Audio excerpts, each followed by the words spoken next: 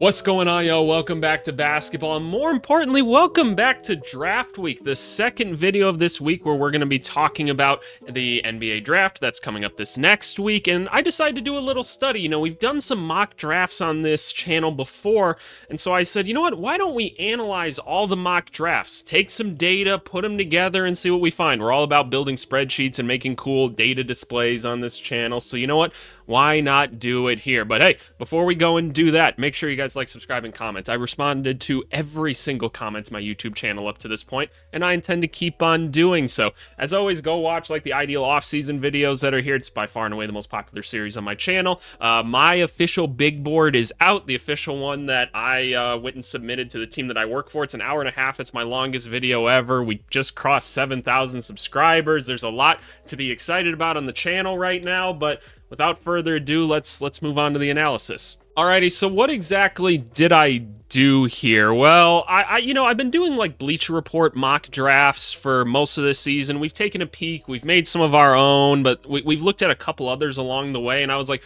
okay, let's get a sense for like a range for every player is basically the question that I wanted to answer, and that's what I was able to accomplish in this little board. So what I was able to go and do is I went and found the 7 most prominent mock drafts, at least ones that were complete and up to date as of just like a couple days ago, and I went and put them all on here. We've got one from The Athletic, from Bleacher Report, from NBADraft.net, Tankathon, USA Today, CBS Sports, and Sports Illustrated. So I believe that's 7 different ones. 1, 2, 3, 4, 5, 6, 7. Yeah, we've got 7 different mock drafts.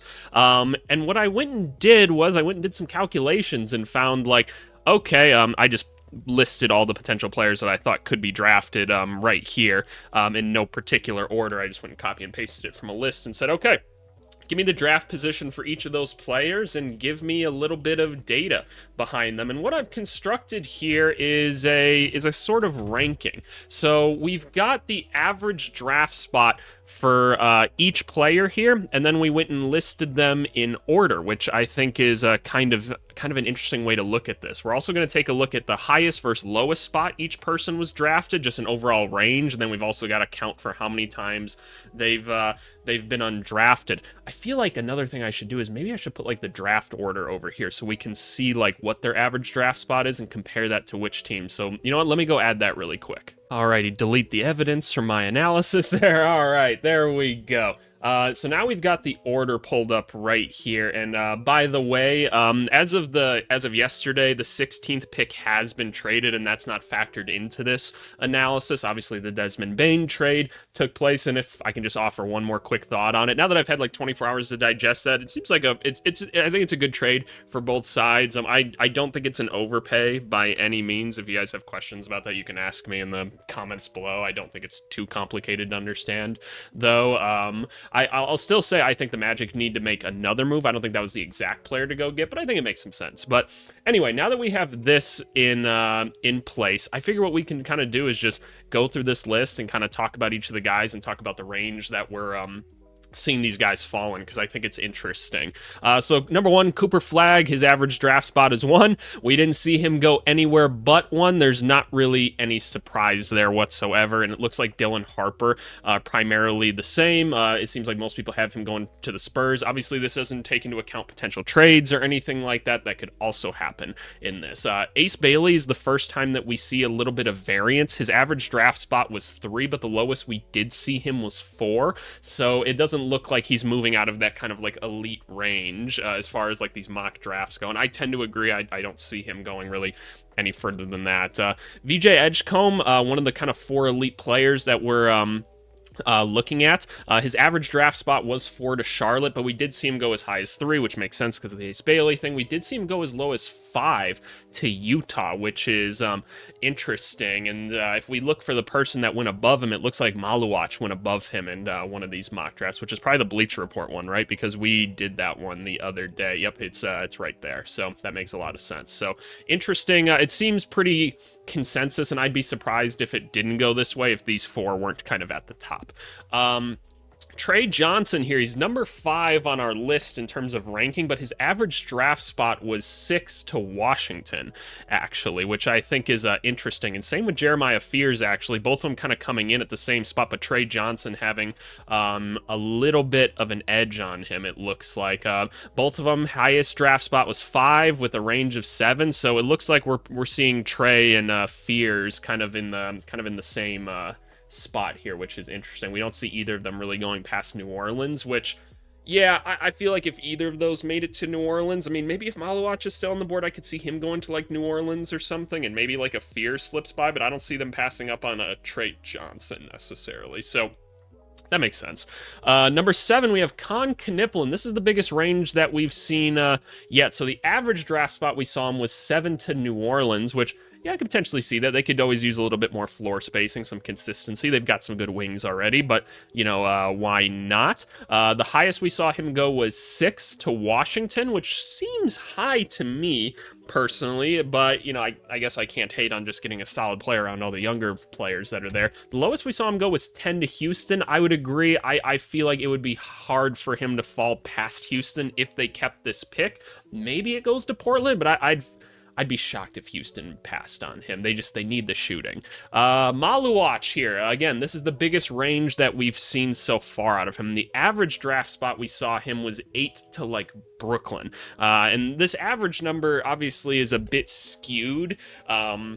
Because it's not a mode frequency, meaning like the most amount of times that he was picked there. I guess we should probably have something like that, right? That wouldn't be like the worst thing to do. Do we want to see like a live analysis of this? I don't know. Is that what you guys like to watch me do? Is just like Excel or Google Sheets ASMR? I don't necessarily think so, but his average is around 8, so that's the way to look at him. Again, we saw him as high as 4, but as low as 13, as low as 13 to the Hawks. If my Chicago Bulls pass on Maluach at 12, I don't know what I'm going to do, but I'm not going to be happy. I'm not going to be happy. Maybe that means somebody else fell or something, but hey, I'm going to be upset if that happens. So somebody saw him fall all the way to the Hawks. I could see like Houston passing on him. I don't see Toronto passing on him if he falls to him, and I don't see Chicago passing on him either. So I find that a little bit unlikely, but you know, that's kind of the fun of looking at this data stuff. Kasparas Yakachonis here. The average draft spot we saw him was about 10 to Houston. The highest that we saw him go was 8 to Brooklyn. I think that makes a lot of sense. I personally would maybe take him as high as 5, but then some people saw him as low as 16, which is to Orlando, which I guess it wouldn't be like the worst draft pick ever. Like I wouldn't hate that at all. But I don't know. I find it unlikely that he would fall that far. Like I guess the Spurs wouldn't need him. I feel like the Hawks would take him. I don't think the Bulls necessarily would. Portland very well could. As silly as I think that might be, I could maybe see Houston doing it as well. I don't necessarily see the Thunder doing it. So I guess if for whatever reason he didn't go in like the first 10, maybe he could slip past a couple of these teams. Atlanta, though, I feel like would take him.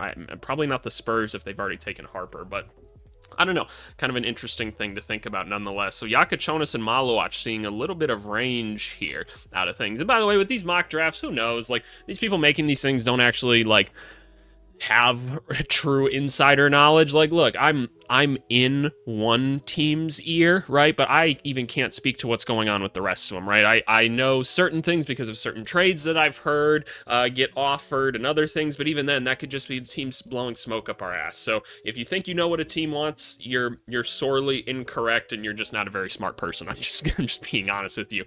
We don't know what these teams want, and they're gonna throw out misinformation. It's what it is. Number 10, Derek Queen here. So not a huge range for him. We're seeing him at an average of about 11 to Portland. I don't think he would actually go to Portland. He'd probably go to one of the ones in between. As high as 9 to Toronto. I could potentially see that. As low as 13 to the Hawks. that feels like a likely outcome to me, but that was the lowest that we saw him. Again, only a range of 4, so Derek Queen not even as big of a range as some of these other people here. Noah Senge here coming in at kind of the same average. We did see him potentially go a little bit higher and a little bit lower, though, so that range of 9 is coming back in. As high as the Brooklyn Nets at 8, which I'd be pretty shocked if he went that high. I guess shocked wouldn't be the appropriate word. I think that would be a bit of a stretch, at least in my mind, in professional opinion. By the way, like, again, go watch my big board. Like, it's potentially the most detailed NBA, or potentially the most detailed video I've put out, and I literally talked about like every single prospect in it. So go get my thoughts there on these guys. But as low as 17 to the Timberwolves, that'd be an interesting fit. Orlando has to pass. If Orlando took Noah Senge, that'd be the funniest thing. Oklahoma City, I could see them taking him. I could see the Spurs, potentially even the Hawks. I could see the Bulls. I find it likely that he would make it past like all of these guys, but maybe people are evaluating him more so like me than I think they are.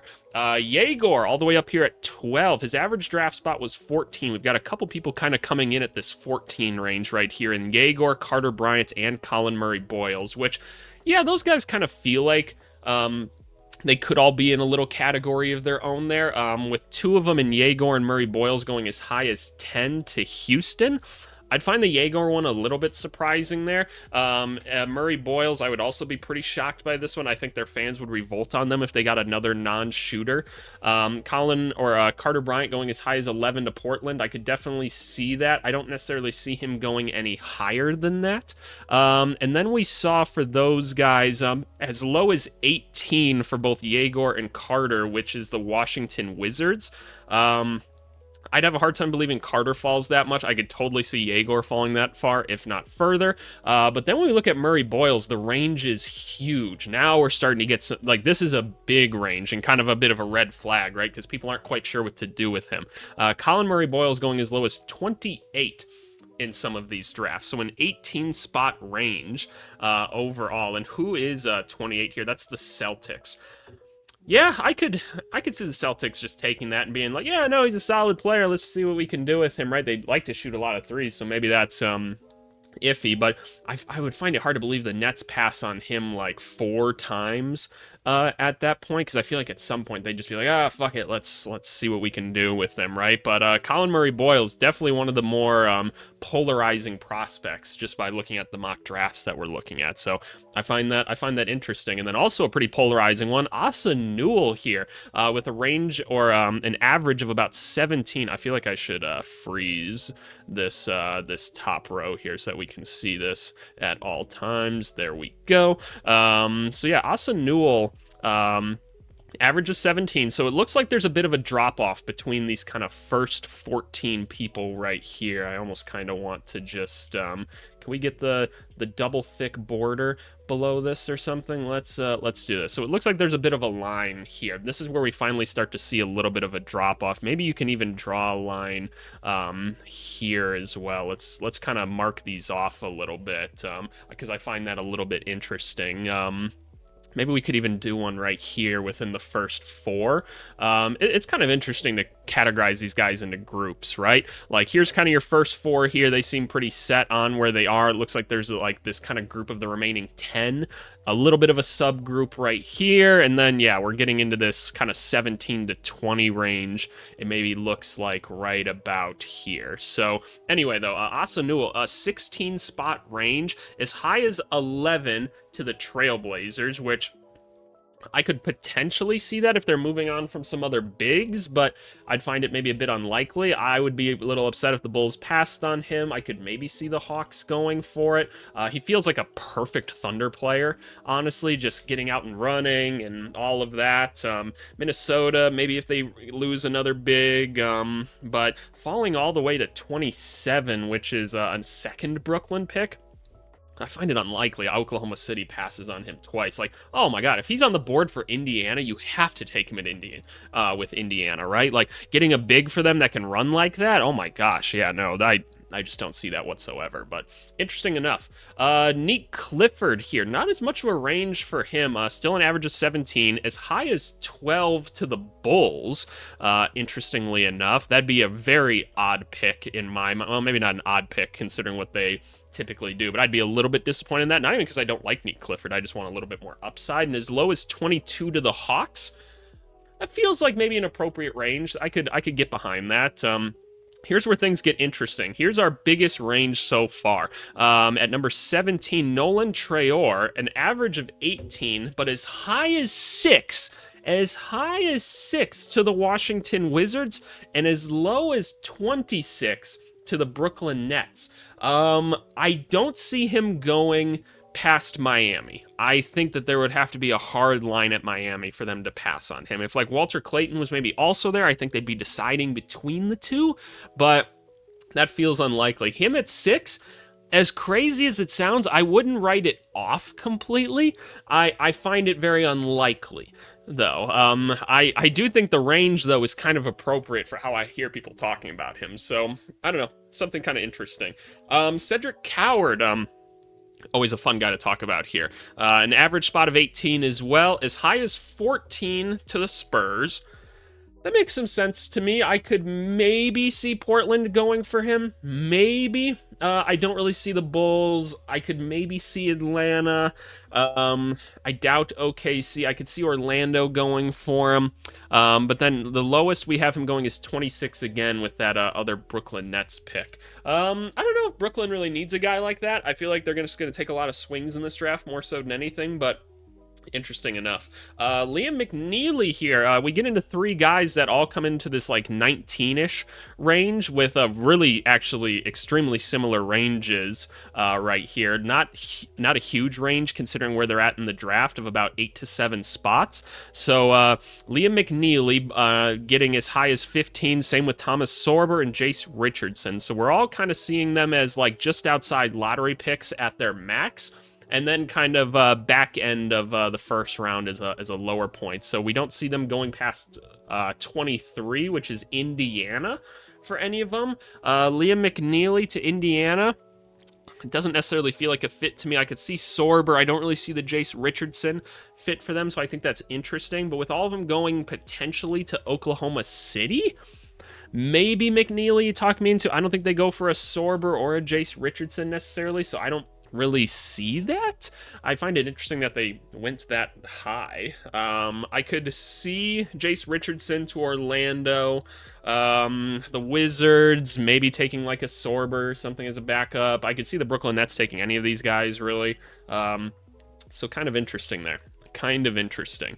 Okay, what's kind of this next group we're looking at? Do we want to say like this, where's like a decent range jump right here? So it looks like maybe after this, we start to see a little bit of a dip in the lowest potential spot. So we're going to make another little category here between 22 and 25, where we have Joan Beringer, Rasheer Fleming, Danny Wolf, and Will Riley, again in that 22 to 25 range. Joan Beringer coming up at the top. We've got him going as high as 13, so he has the highest draft spot by far out of these guys. So we see him possibly going to Atlanta, which maybe they're okay taking a swing on it. I find it hard to swallow taking or using a lottery pick on a guy that I just don't think is going to be comfortable playing NBA basketball for probably the first 2 years at a minimum. So I'd have a hesitation with that, but we've got him. He also has the biggest range out of these people. So as low as 29 to Phoenix, which I could see something like that. I do think Phoenix is going to go for a more win now player, but I'd find that interesting. And then we have pretty similar ranges for Rasheer Fleming and Danny Wolf, which doesn't surprise me at all. We've got them going as high as 18 to Washington, which I could see Washington taking either of those two, and then 29-28 for the lowest range, which is the Celtics and Suns, which I think either of those spots would be pretty good for them. As far as other people that could take them, I could see like an Oklahoma City Thunder taking either of these guys. I could see Danny Wolf thriving in Indiana. I think that could be kind of cool. I could maybe see the Hawks taking a Danny Wolf. I could see, or by the way, yeah, I forgot that Orlando doesn't have the 16th pick, so kind of screw that for Jace Richardson. We have to remember that this is this will be the Grizzlies, right? But obviously this data reflects the Magic being there. But I could see the Orlando Magic having a hard time passing up on Danny Wolf, honestly. So I don't know. And then Will Riley coming in with a really small range considering the draft spot that he's in. We've got him with an average spot of about 25, as high as 21 to the Jazz, which I could totally see that pick happening, as low as 27 to the Nets. I would have a hard time seeing the Nets pass up on him with those 2 later first-round picks that they have, just because there is a little bit more upside here, and getting a 6'8" kind of athletic wing at that spot in the draft is pretty rare, so I could see that.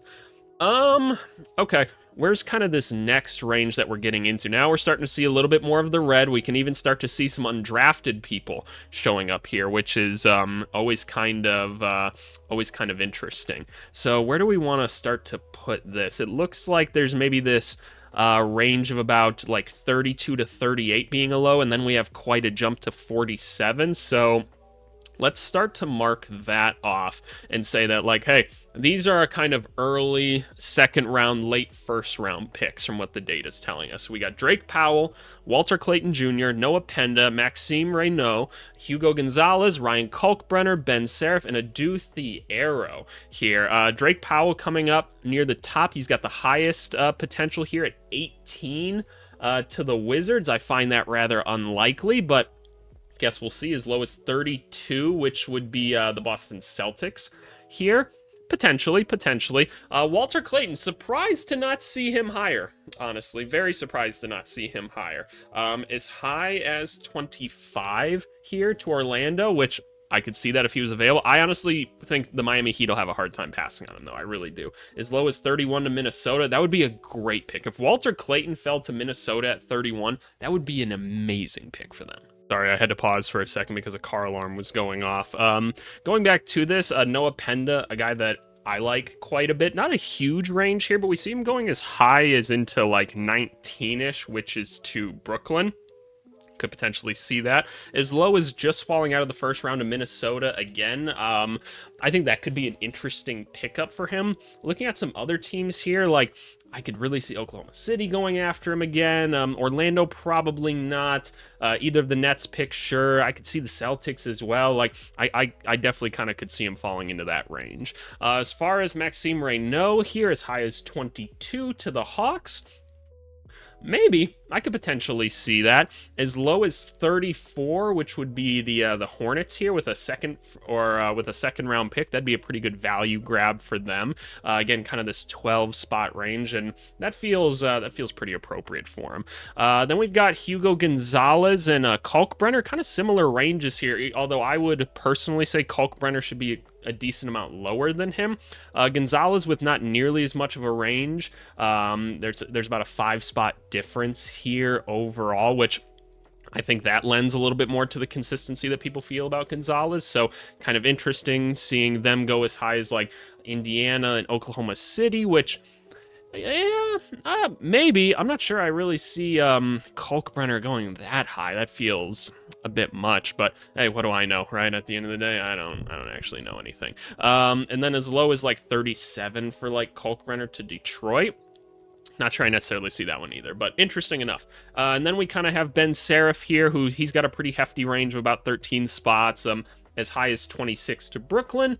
Yeah, that feels like when he could start to get picked. And then as low as 39, which is Toronto. I could see that being an interesting fit. Adu Thiero, not a very big range here at all. Actually, the lowest range in this kind of little group that we've made here in the 31 to 38. So the first like clear second round pick per our data, but early second round at the very least. And so now we get into some of the interesting stuff here. So maybe we want to make kind of a line right here, if nothing else. So maybe more so something like right here is kind of what I'm thinking. That's not just because Kobe Bryant was here. I promise I wasn't looking at names. I was looking at kind of lowest draft spots, and it feels like after Kobe Bryant here, now we start to get into more of like the potentially undrafted names over here. So if we can go through these pretty quick, I'm not going to touch on these quite as much because they're not as interesting of names, but Chaz Lanier, Markovic, Anita Hauser, Cam Cam Jones, Mr. Andrew, or Hanson Yang, I almost called him Andrew Yang, don't need to get political today.